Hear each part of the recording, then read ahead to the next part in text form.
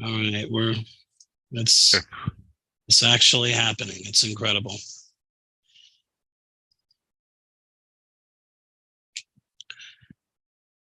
Welcome, welcome, thrice welcome. Despite all the technical difficulties in the world, welcome to JWC Livestream. This is JWC Livestream, Paranormal Inspirations with Ricky and Tom, or Tom and Ricky, depending on how you view it. I'm Ricky. I'm Tom. How are you? And there's Tom up there. We have been juggling around different content, different programming, and what we do we kind of missed it, but that's no fault of anyone's. There's such thing as vacations and whatnot. The first Tuesday of the month, we tend to have a paranormal inspiration show. We couldn't do it last week because old Tom here was on vacation, much deserved, I may add. He works hard, creative, constant irons in the fire and whatnot. He's like Hephaestus with manuscripts. So everyone needs a vacation, so that's fine. But here we are making it up.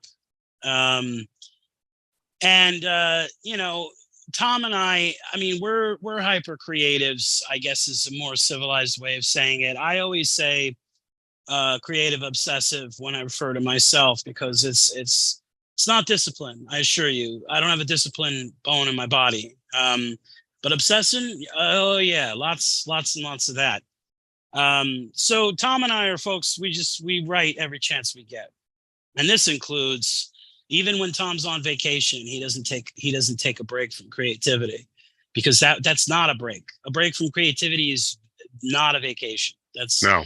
I mean, obviously you want to hang out and have waffles and chill with your family and enjoy the beach and the sunshine and the water, but there's also time for seclusion and creativity. And so basically, I'm going to ask you, Tom, you were on vacation. How have you been? How was your vacation, and how has your creativity been lately, sir? Vacation was far too short, but I enjoyed every moment of it.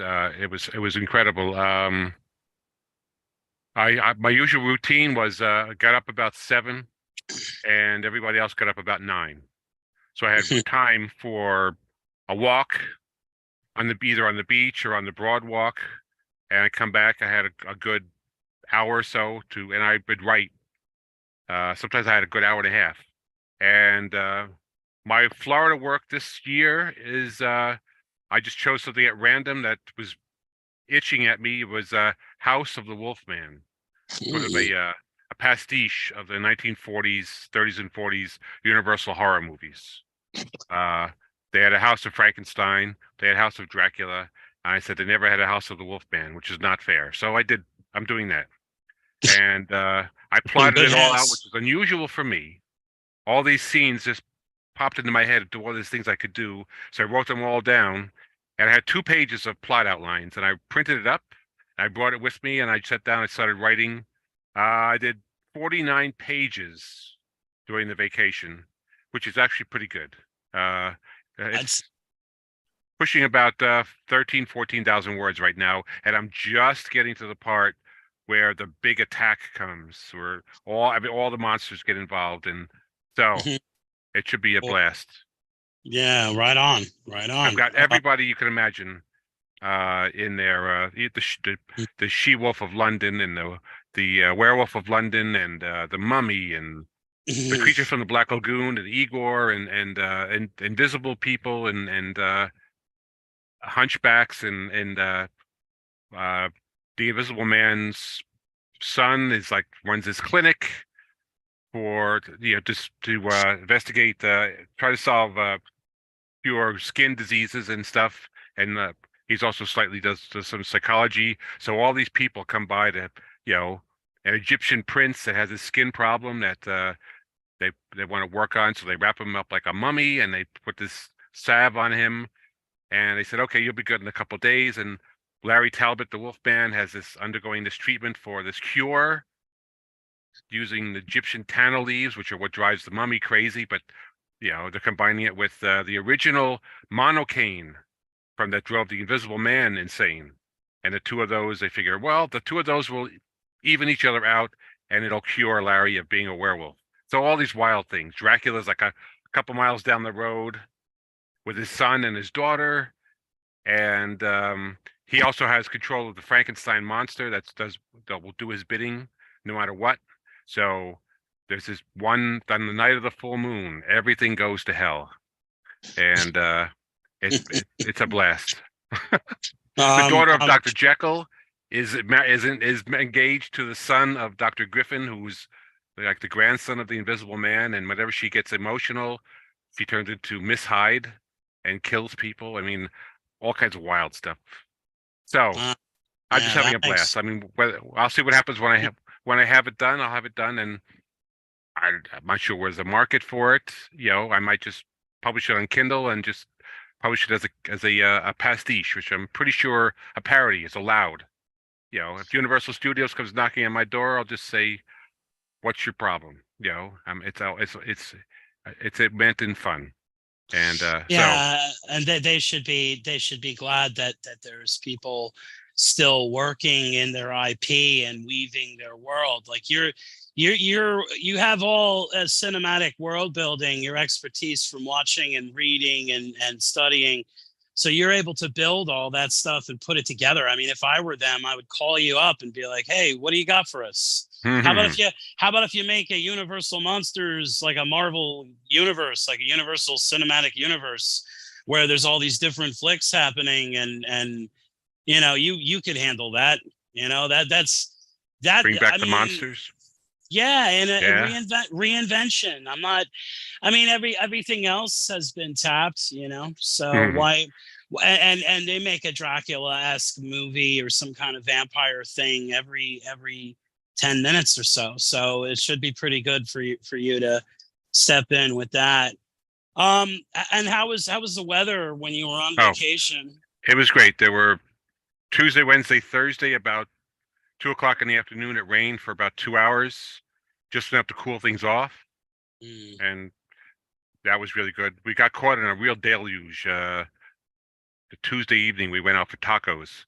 There's this taco place where we go. It's not a building. It's actually a small building where they do the cooking, and then a bunch of tents and old furniture and tables. And so you're at the mercy of, you know, the weather.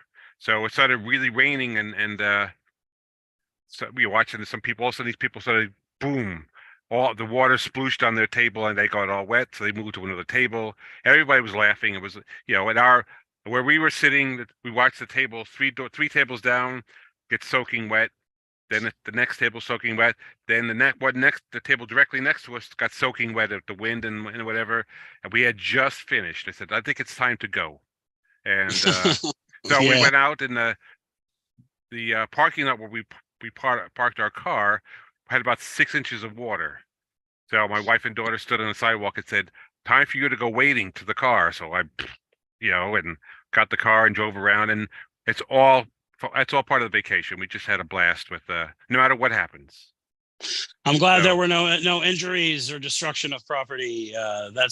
You could all yuck it up and laugh in the aftermath of that because it's innocent enough. Yeah. But you know how it is with weather, Tom. You never know. Yeah. Well, it sounds like you had a great time and you were productive with creativity besides. So it's like, what's not to like about that? I'm very, very happy for you. Any other projects you've been milling about? Because it's been a couple weeks since we really shook hands about this kind of thing, you know? Yeah.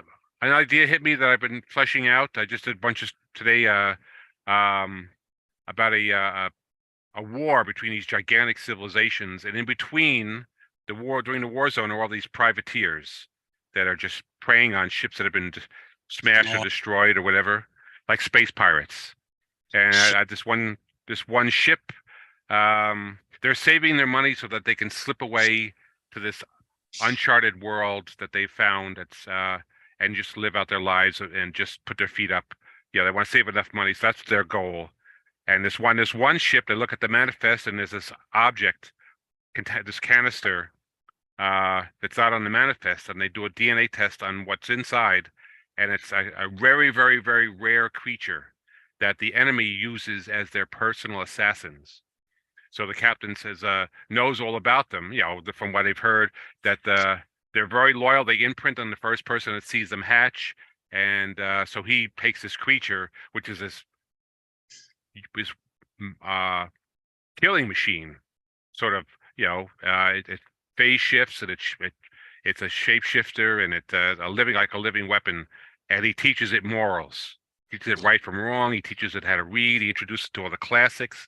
So you've got this picture Batman and Alien together, mixed together. You have this Wow. very dignified, intelligent person that looks like Alien, and so he gives it his own chamber, so he can he can stay, and it's completely loyal to the captain and the crew. So it's about their adventures with this machine, this creature that is virtually indestructible. That helps But them in their it thinks the protagonist is mommy or whatever, right? his dad. Yeah. Oh, okay. So it's like, And in other words, it's imprinted and totally loyal. So it's taking direction and being shaped. And now this space pirate, it's the space pirate that found it, right? Right. So he doesn't need a parrot on his shoulder if he's got this predator. He basically has the predator xenomorph thing as a combination of the both as its Right. as its best friend. And it's super friendly to the crew, everybody that knows him. Yeah, well, basically what he does is he shapeshifts to look human, so that they're not kind of on edge. And I call it the space pirate's assassin. I figured that's got some really good keywords. Yeah, absolutely. I definitely want to hear what you're doing with that. That sounds fantastic. That whole concept of like a Batman-esque utility belted swashbuckling space pirate, and he's got basically liquid death as his best friend, his fur baby. Yeah. That's out of sight. The captain treats him as an equal, not as a servant, not as a pet. He's makes him a full member of the crew. So the alien is very intelligent. If you allow it to be. The enemy do not allow these assassins to get more than a basic dog intelligence. Go fetch, go go kill. This guy says no. This could be a full member of the crew. It's highly intelligent, and it reads every electronic book on the ship. It's all ancient history and classics, and so it's I think that would be a very, very interesting thing to pursue. And I can't wait to see what you do with that, Tom. Well, that sounds great. All of that sounds great. Boy, am I glad I asked that extra question, because that project sounds fantastic. And it's best to keep the fire hot and lots of irons in it, lots of different muses. I'm working on I've been writing novellas, like 2 novellas that take place in the same setting. And one of them is See Nowhere. I'm already like over 10,000 words of that. It's about this gangster that lives on an asteroid. And he's trying to help his girlfriend who lives in the jungle on that asteroid. There's these giant trees, they're nano-driven terraforming systems. And the artificial star that's in orbit of the asteroid basically cooks the trees, and they make this atmosphere big enough to cover the entire. The asteroid's basically the size of Phobos and kind of shaped like Phobos too. But it's like it's very, very trippy, stellar punk, like ancient civilizations, mutating creatures, like all kinds of xeno gorillas and human trafficking. So I was having fun with that, but I'm powering it down along with this other one I'm working on, which is Journey to the Mountain. It's kind of semi-autobiographical about my creative and my gaming life, like how I started writing and about my running game and all the stuff I did when I was a kid. And I've never written autobiographical stuff that didn't come out like garbage, that I was like, no. But this stuff actually seems to be working out. But I'm putting those aside for a minute because I'm working on the edit for Athenaeum, which is a collaboration I'm doing with David Anderson. We finished it. And it's good. It's awesome. It's floating at about 128,000 words right now, but it's bound to grow a little bit when he applies certain things. And that book is, I mean, I'm listening to it and I'm really enjoying it. You know, what's not to like about a pirate demigod coming into his own or whatever. So yeah, it's been lots of that. No time for essays or any poems, unfortunately, but you know how that goes. Yep. So that's been the creative side of things, folks. Now, what we do on this show, this is Paranormal Inspirations, JWC Livestream, Paranormal Inspirations. And what we do is we read a book that we have been inspired by, because inspiration is the highest coin in the realm. If I had a nickel, if I had a token off the boardwalk in, Point Pleasant, New Jersey, for every time someone has told me or asked me, what do I write about? How do I know what to write? Or if you go on Facebook, it's boom, boom, boom. All the rooms have the same. How do I know what to write? If you're inspired, Tom, I think you'll agree, you know what to write, because you basically have no choice. It flies out of you like a fire hose. So you got to read inspirational stuff that's really like stirs your consciousness. Because, some people just get out of bed in the morning, but other people have to be inspired. That's how it works. If you're not inspired, then there's a lot of problems. People complain about an unfulfilled life. For the creative, it's even worse. So what I'm reading today is Children of the Greys by Brett Oldham. And it features a foreword by Dr. Sprinkle, who is the PhD that has breathed a lot of life into ufology through hypnosis, like that regressive hypnosis that brings the memories back. And some people swear that that's Gibraltar, and other people act like that's a scam.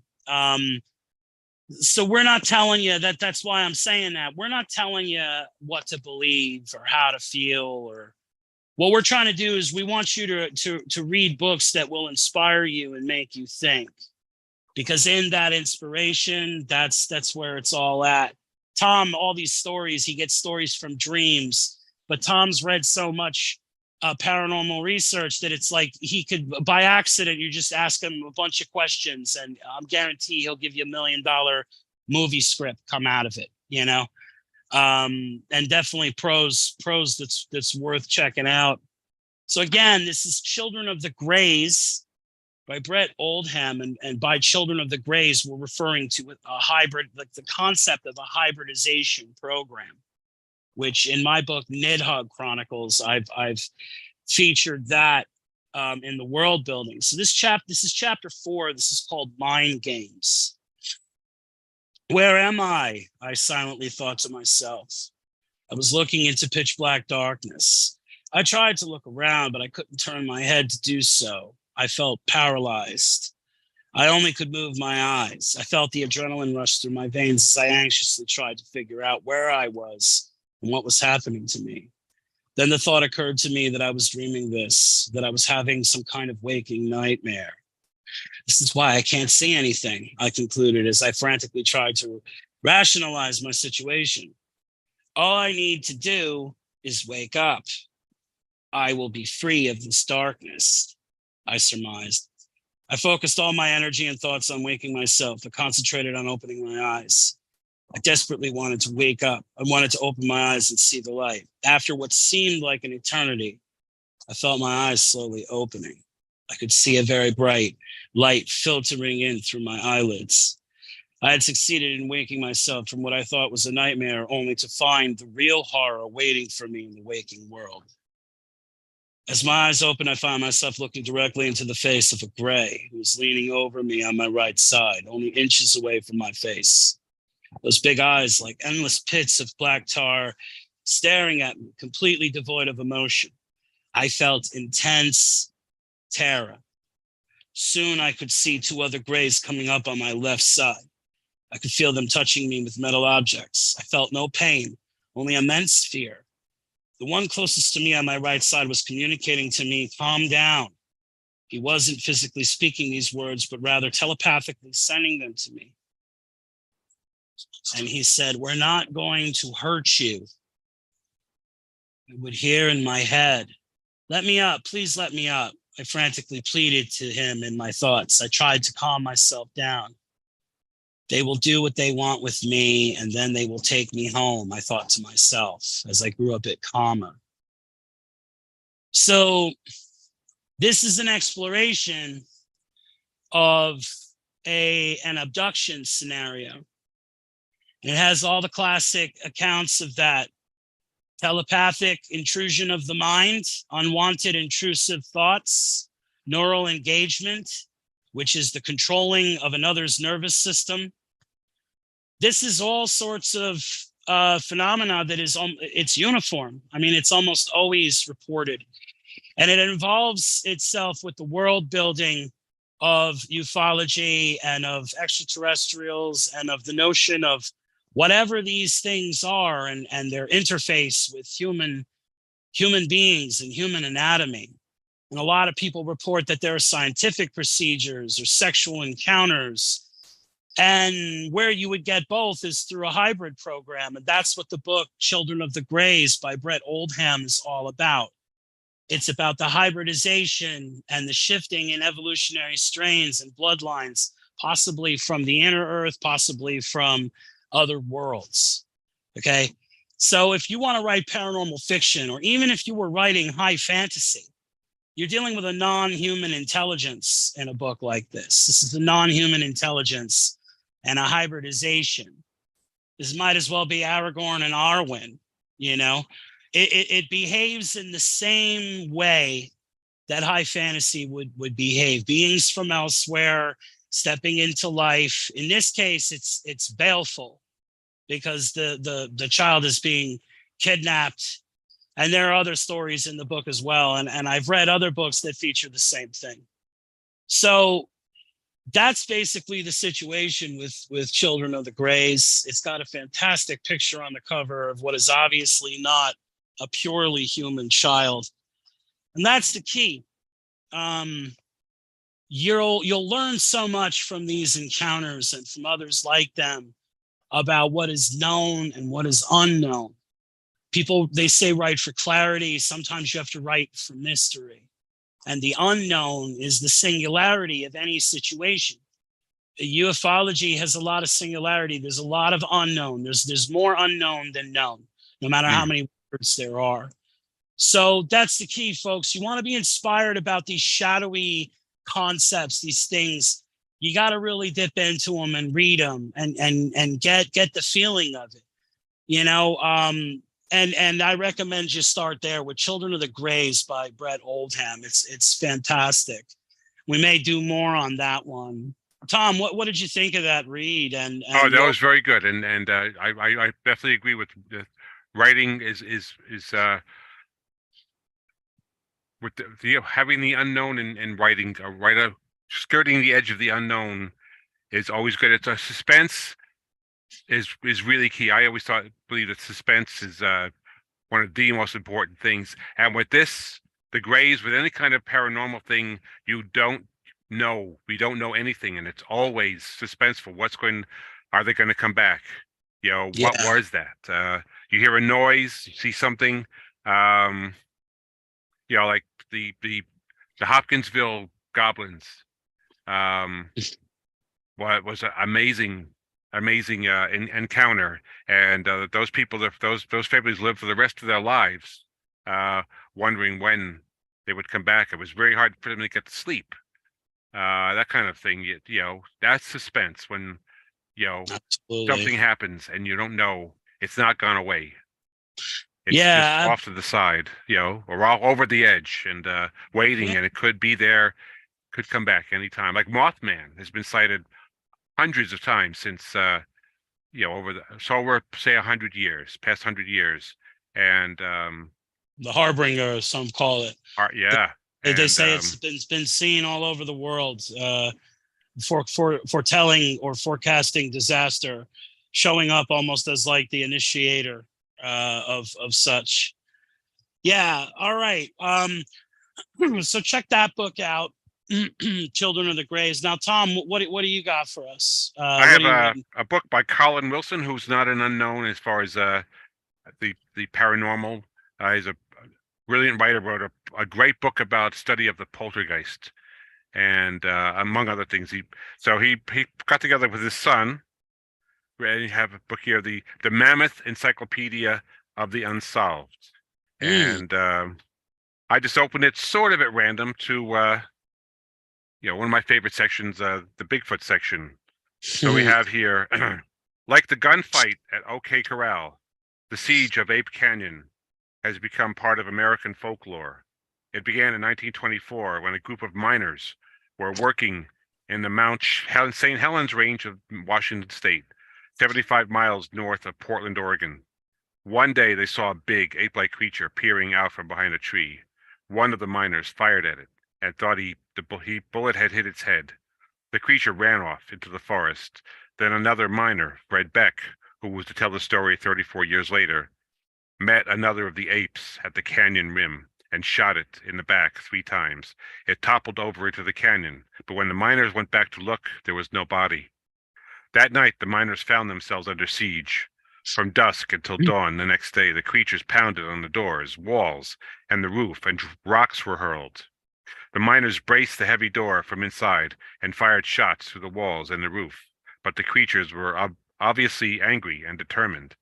The assault ceased only at sunrise. That day, the miners decided to abandon the site. Beck's description of the Bigfoot was of the creature about 8 feet tall and very muscular. It looked not unlike a gorilla, but if it could use rocks as a weapon in assault, then it was clearly humanoid. Fred Beck's account of the siege, together with other sightings on the West Coast, made Bigfoot something of a national celebrity in the late 1950s. But stories about the creature had been circulating for centuries. The Salish Indians of British Columbia called the creature Sasquatch, meaning wild man of the woods. In Northern California, the Hopa tribe called them Omaha. In the Cascades, they are known as Siatiques. In 1910, Bigfoot was blamed for a gruesome event that took place in the Nahanni Valley near Great Silver Lake in the Northwest Territory. 2 brothers named McLeod were found headless in the valley, which became known as the Headless Valley. It seems far more likely that the prospectors were murdered by desperados. Nevertheless, Bigfoot was blamed, and the legend acquired a touch of horror. In 1910, the Seattle Times contained a report about mountain devils who attacked the shack of a prospector on Mount St. Lawrence near Kelso, Montana. The attackers were described as half human and half monster, between 7 and 8 feet tall. To the Claman and the Quinault Indians, the creatures were known as Siatics.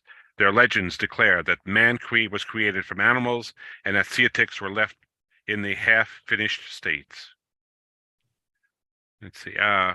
It's in the Daily Colonist of Victoria, British Columbia, for Friday, July 4th, 1894, published an account of the capture of a Bigfoot. Jacko, in his captors called him, seemed to have been a fairly small specimen, 4 feet 7 inches tall, weighing 127 pounds. He was spotted from a train, which was winding its way along the Fraser River from Lytton to Yale, in the shadow of the Cascade Mountains, apparently captured without too much difficulty. He was described as having long, black, coarse hair and short, glossy hairs all over his body. The forearms were much longer than a man's and were powerful enough to be able to tear a branch in two. Regrettably, Jacko's subsequent fate is unknown, although the naturalist John Napier reports he may have been exhibited at Barnum and Bailey Circus for a time. So, reports of Bigfoot obviously go back many centuries. There's this report, I just uncovered one from the Roman Empire about 250 BC about men adventuring into northern Africa that saw a very, very large man, they called it, with dark hair that hurled rocks at them. And I decided to call off the expedition right then and there, obviously. And yeah, sure. Who could blame them, right? Yep. So it's always been a true fascination with me, and even the I saw a very interesting analysis of the Patterson film that there's it has a apparently digitalized. It apparently has a braided like a ponytail in its back. It has its forearms. They did an anatomical comparison. The forearms were longer than any humans were, so that in order for it to be a costume, the functional arms, it would have been virtually impossible. And was it John Napier, who was in this book? He took a copy of the film to Walt Disney Studios, and he said, "Take a look at this. Do you think you could duplicate it?"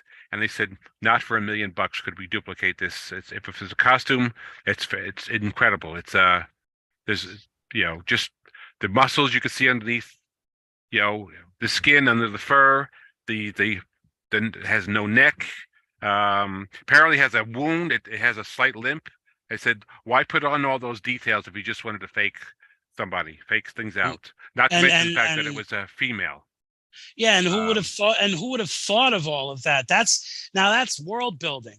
See, right, folks, what Tom's doing for you is breaking down that footage, but he's doing the comparison. It's like it's said in that account, and like in that book of Bigfoots you recommended to me, which is like this, and Hoopa Project by Politis.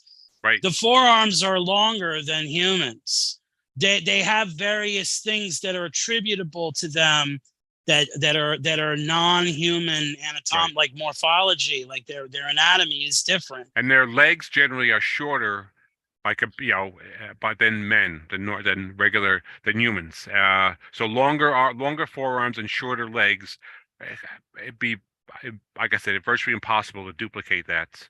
And they've gone to the site with all kinds of several groups with costumes and just tall guys and try to duplicate its walk, and they said no, they haven't been able to do that. Short people, they did a measurement at the area of the tree that was there and the rocks, and they figured it was 7 foot 5 inches, 7 feet 4 or 5 inches tall. They said that there were almost nobody. It was 1967. There weren't too many 7 foot tall people around, and I don't think so. Those are your trolls, folks. Those are your orcs. You want to study, you gotta study non-human encounters. And in that story, there's an abduction. Like I read in Children of the Greys abducted this kid. In this case, the humans abducted the wild man or the Bigfoot child. So it was kind of like the inside out of that whole situation. What else does that book talk about, Tom, as far as the general contents, table of contents overview? oh boy, lots of good things. King Arthur, Mm. the Barbados Vault. Have you ever heard of that? In the between like 1820 and 1850, in Barbados, is one vault. This rich family built it, and the matriarch died, and they put them in the vault. Then, when the patriarch died, they opened the vault, and the coffin was leaning up against the wall, and this was a lead coffin.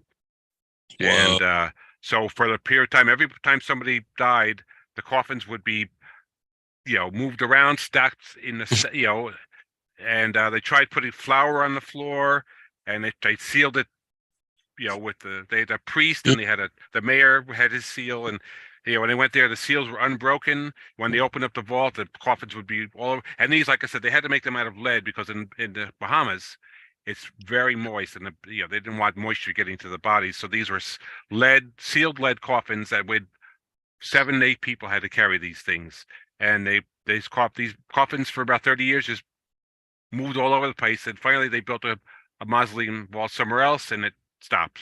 But that was one of the very, very one of my favorite oddball things that happened in that time. Let's see, the Cleveland torso murders still unsolved. Amazing, dozen or so people that just found their torsos. Even the great Elliot Ness couldn't solve this one. He finally gave up, and he was ridiculed the rest of his life. Curse of the Pharaohs, the Devil's Footprints, 1855 in Devon. That one night they found those miles and miles of these weird footprints that went on and on over buildings and fences and across lakes, and very, Mm, very interesting. The Dogon and the ancient astronauts, how an ancient tribe would know that the star fascinating. Sirius was actually Yeah, two stars, and that's right. they had no way of knowing that, Yeah, I know. you I know. came across that research years ago. That was mind-boggling. And if it is true, it represents um,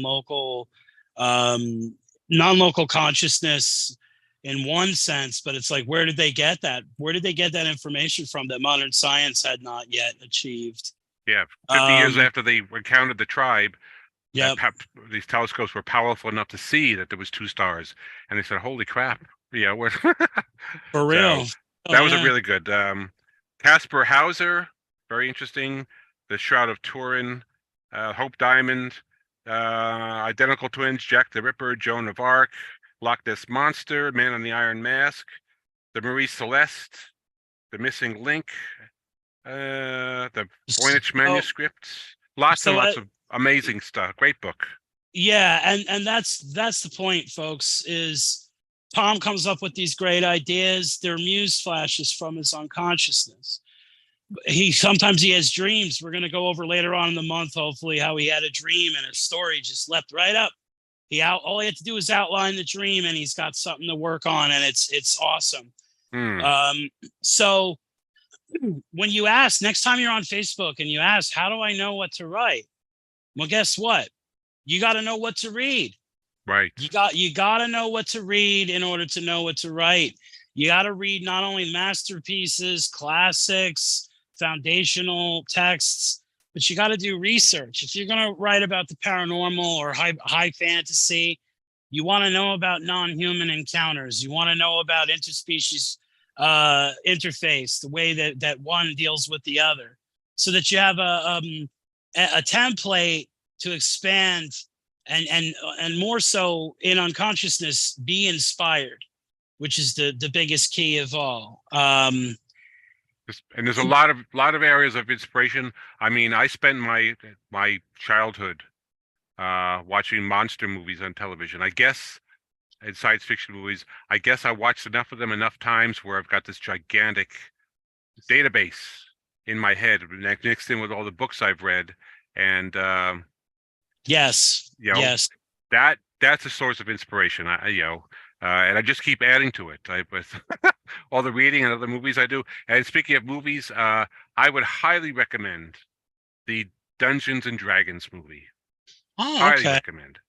cool. Um, a lot of gamers that play D&D, they've watched it. They said, it's right on target.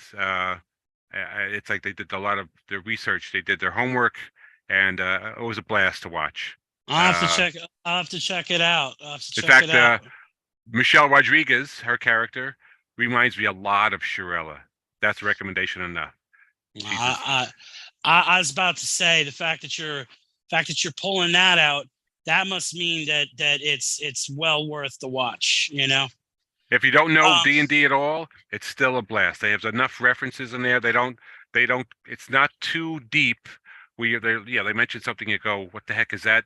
They just mentioned it in passing. Oh, this is the so-and-so, and it's really dangerous. I wouldn't touch it. Boom. And that's all you need to know, yeah. and it was, Well, high fantasy. A lot of people are hip with high fantasy. If you watch The Hobbit, The Lord of the Rings, Game of Thrones, if you watch stuff like that, I'm sure the D&D movie is going to be right up your alley. oh, yeah. And it was That's hilarious, too. I mean, oh, it was good, funny, and it was highly adventurous, and very inspirational. great. Yeah, so Tom's recommending it, so go out and check it out, folks. Yeah, so like like everything else, time flies when you're having fun. And when you're seeking inspiration, exploring creative obsession, time flies even faster for me then. So this has been JWC Livestream with paranormal inspirations.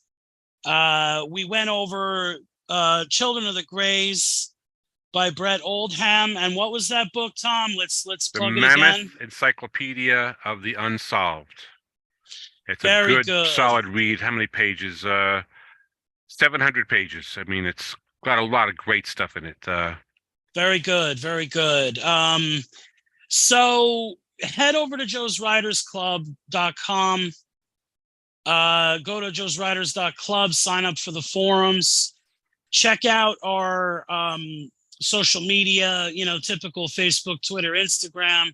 And most importantly, head over to our YouTube page, JWC Livestream, like and subscribe and share, so that, like, to anyone who you think would enjoy the content, someone who's a writer, a poet, some kind of creative, maybe an artist, we're reaching out to them. We're trying to inspire them, especially with shows like we did today, the Paranormal Inspirations. But we're trying to help people become different writers, because you have to help yourself to become a better writer. You have to put the work in, but to become a different writer, sometimes that's a big deal. And JWC is about that difference. It's about inspiration and about helping people see things a little bit differently. Tom, your plugs. What are you plugging today, book wise? Books. I have nonfiction work, which was a lot of fun to write. I've been revising it once a month. I find, I missed something, called "So You Want to Be a Writer." I may change the title, but right now it's "So You Want to Be a Writer." And I have 2 short story collections: "Dwellers in the Shadows" and "Is It Still Out There?" I have a collection called "Dark Intentions" that is due soon. Excellent, very nice. And your Vela, you still pumping those out, right? Yes, episode 37 hit Sunday night. It's Thieves, Dragons, and O'Hara. It's a big Shirella Barayman novel that high fantasy, great stuff, folks. Check it out. Lots of fun to write. Sure. Major world building exercise. Oh yeah. Good stuff too. Great voice, great characters and dialogue. Enjoy. I'm plugging Nidhogg Chronicles, Crusade of Shadows by Richard Andrew Okus. That's me. Nidhogg Chronicles, Crusade of Shadows. Check it out on Amazon. I'm gonna have some other stuff be coming out real soon on that on Amazon, and support underground writers, support writers that are starting up, that are trying to make it in the creative world. There's an ocean of content. There's a hurricane of culture. So it's all over the place. So if you hear something you like, you hear something cool, go check it out. Pull the trigger and buy it for an independent artist, someone who's struggling to be known. We want to thank you for watching the show, checking us out, listening. We hope you've derived something from it that will help you in your creative processes. And we ask you to stay creative as always. And we'll be back soon enough with more content. You guys take care. Thanks, Tom, for being on the show. Be seeing you. Take care.